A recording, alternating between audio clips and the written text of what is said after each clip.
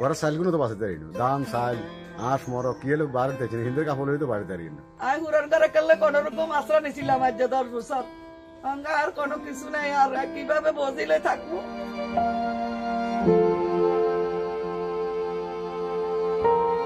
সম্প্রতি ভারতের উজান থেকে নেমে আসা পাহাড়ি ঢল ও অতিবৃষ্টির ফলে ফেনীতে স্মরণকালের ভয়াবহ বন্যা সৃষ্টি হয়েছে। এতে জেলার 6টি উপজেলা প্লাবিত হয়ে 10 লাখ মানুষ পানিবন্দী হয়ে পড়ে। অনেকেই জোয়ারের পানিতে ভেসে যায়, তবে মৃত্যুর সংখ্যা নিশ্চিত হওয়া যায়নি। ইতিমধ্যে পানি কমে যাওয়ায় অনেকের গলিত মরদেহ পাওয়া যাচ্ছে।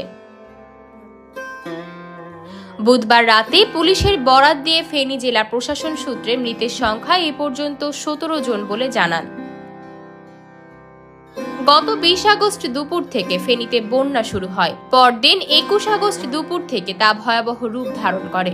জেলার পরশুরাম, ফুলগাজী ও ছাগলনাইয়া উপজেলা শুরুতে বন্যা কবলিত হলেও যা পরে ফেনী সদর, সোনাগাজী ও দাগনভূঞাতে ছড়িয়ে পড়ে।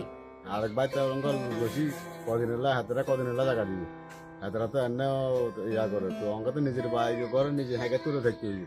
তো আপনারা যদি কিছু সাহায্য কিছু যদি না করেন এই রাস্তাটা থাকা লাগবে। ওদের কি আছে ডেকে না তো কিছু, তোমার খাট হইতে, আলমারি হইতে, ফ্রিজ হইতে, শোকেস হইতে কি আছে না কি বার করতে চাচ্ছি নাকি, রাতে রাতে ডুবে গেছে। ঘরের চাইলগুলো তো বাঁচাতে পারি না, দাম চাইল আঁশ মর কি হলে বাড়িতে চাচ্ছি না, হিন্দের কাপড় হইতে বাড়িতে পারি না। বিলীন হয়েছে হাজার হাজার হেক্টর জমির ফসল, ভেঙে গেছে ঘরবাড়ি, কাদা জমেছে বাড়ির আঙিনা ও ঘরে। এতে বন্যা পরবর্তী সময় সীমাহীন দুর্দশায় দিন পার করছে ফেনীর মানুষ।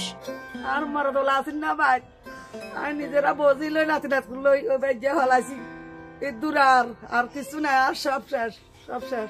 বাসি বাসি গেছে গয়, আর কিছু আর খাবার মতন থাকার মতন ব্যবস্থা নাই। আর বেজে আশ্রা রয়েছি, আর কোনো উপায় নেই যে এটা আমুদে থাকমুদে ঘর ব্যাগটা চলাই গেছে গই। আমি হুরার ঘরে করলে কোন রকম আশ্রা নিছিলাম আজ 10 বছর, আর কোনো কিছু নাই, আর কিভাবে বজিলে থাকবো। সাপ ও পোকামাকড়ের ভয়ে অনিরাপদ হয়ে পড়েছে ঘরবাড়িগুলো। বন্যা পরবর্তী সুপেয় পানির অভাব দেখা দিয়েছে ফেনীতে। বিপাকে পড়েছে শিশুরা, বইপত্র ভিজে যাওয়ায় অনিশ্চিত হয়ে পড়েছে লেখাপড়া। বসতভিটা উদ্ধারে কাজ করছে ক্ষতিগ্রস্তরা। আতকিয়া মাইমুনা, বার্তা 24।